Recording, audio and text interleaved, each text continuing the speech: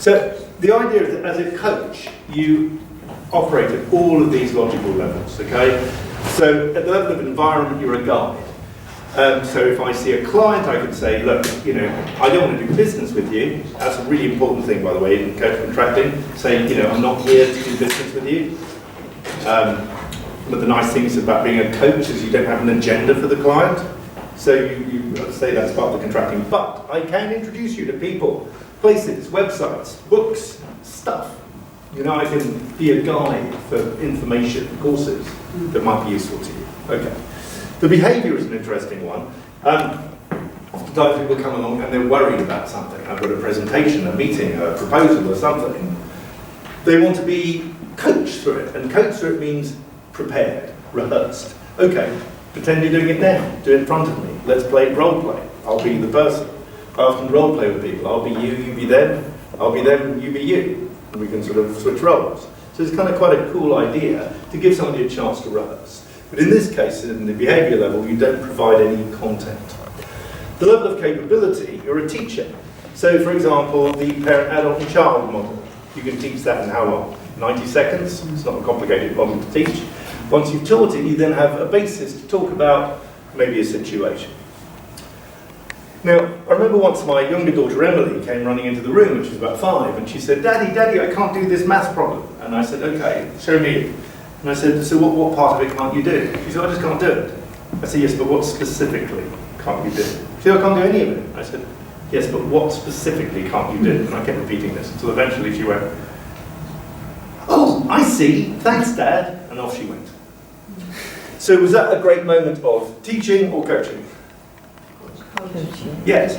And I think so often we want to, especially, you know, a bit like advice, jump in and rescue someone and help them or whatever, but it's always better, generally, if you encourage someone to do it.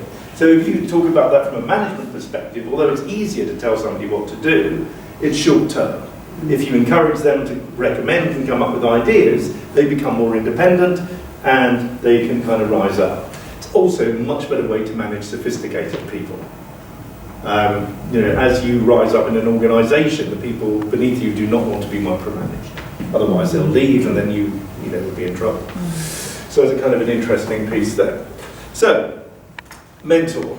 This is the sort of Lancashire part. I mean, the idea of mentor is that line, as I mentioned earlier, from Gandhi, is you want to also be a model of what it is like to be whatever it is they want to be. So if somebody comes along to be for coaching, quite often people have come along who are entrepreneurs who want to be coached by someone else who's an entrepreneur. There's a sense that I went through the journey, I want to sort of find out what your beliefs and values are. So there's a sense of mentoring at that level. And I once, years ago, decided I wanted well, I didn't really want to, someone persuaded me it'd be a good idea to have a mentor. And it was a good idea at the time. And he introduced me to a kind of affluent Lancashire businessman called Barry Pearson. And Barry Pearson came to my office. He was about 70 years old, and I think his story was that he came from an extremely poor part of Blackburn, and then managed to somehow work his way up to becoming an accountant, and then went into corporate finance, and then became a food critic, and God knows what else. He was one of these sort of rather colourful characters. And he said, and he always spoke about himself in the third person. I don't know if this is common in Lancashire. He went, oh, my name is Barry Pearson, and Barry Pearson was born in Locking. Shall I continue, or is this going to get too aggravating? So he did literally talk about himself in the third person, and it was a bit odd. You know, he once described, sort of had this idea that he might say, you know, Barry like wake up in the morning, get in Barry's car and Barry drive himself to the restaurant, and Barry have a nice big breakfast with eggs and everything. So he was an odd man, I will admit this, but he did seem to feel anything was possible. So at a certain point, I was at a crisis point in my life, and I said, I need to make a huge decision. I said, I know other people are going to find this very unpleasant and unpopular. I really don't know what to do. What should I do, Barry? I'm a bit worried. He said, just get on with it, lad. Just push past it. Just get on with it. Do it. I do it. You can do it. Anyone can do it. Go for it. Do it. So I went, all right then, I'll do it. So in some senses, there was an energy that he had. Now, I didn't necessarily need to model him at the level of capability. I didn't need to learn about business. I already had the skills. But I did need, in some senses, to sort of almost borrow his own kind of confidence and beliefs in his own things. Does that make sense? I also didn't need to model him at the level of identity. That would be weird. Otherwise, I'd be teaching today. Oh, well, my name's Robbie Steinhouse, and welcome to NLP. You know. It's enough, isn't it? Okay. So there we are. There's a little bit about that on the mentor side. The other point which we'll be covering tomorrow is, the other thing as a coach is you do also want to notice when someone says an unempowering belief. And we'll be kind of covering that in more detail tomorrow, the meta model. But when someone makes certain generalized statements, like everyone knows you can't trust people. You listen to a statement like that, it's like, that's interesting. Let's feed that back. Let's unpack that one a bit. So it's also your kind of role to be curious about people's beliefs and sometimes their values. All right, identity. This is a slightly different idea. Rob called this a sponsor, not in the sports context, but a sponsor is somebody who you feel is there for you.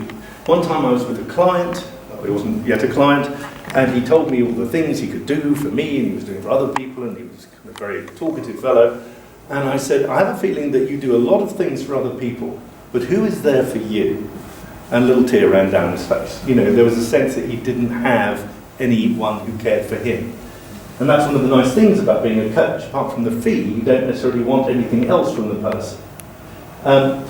Another way of looking at this from a sort of leadership perspective is, do you ever remember in your childhood or at some point having a teacher or a relative or perhaps a boss or something who didn't seem to care for you very much, who wasn't very respectful to you? Does anyone have that experience? Did that person motivate you to go on and really do the extra mile for them?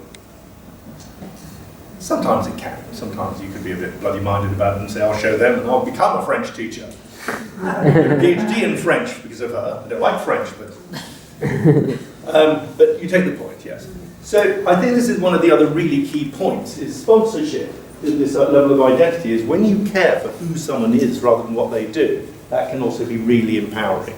And that's also a really nice attitude in coaching, like, welcome, you're important, you're here, this is your time. And that's really, sometimes people just feel they need a sense of support in life, that they're not alone. Yeah? Lastly, Awakener, the level of mission or vision. Robert has now differentiated this a bit more and has further models, so it probably be called vision, but let's not get into the esoteric kind of aspect of this. Awakener. Robert Frost, the American poet, said, I'm not a teacher, I'm an awakener. And one of the other things that we cover on the training and master practitioner is something called the hero's journey, awakening new possibilities in your life. Now this is where I've sometimes had the opportunity to work with leaders who suddenly had a sense of awakening. I can have a vision, I can make a difference. And sometimes that's quite an honourable kind of great feeling to have, to work with someone who's in that space, where they suddenly feel that you've ignited some sort of vision or purpose and something is coming with the person. I think Stephen Covey said, we all have a mission within us. It's not a case of creating it, we just need to detect it.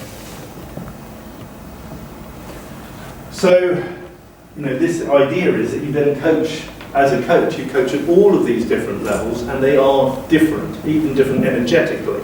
The behaviour of coaches say, okay, what's next? What's the first step? What do you do then?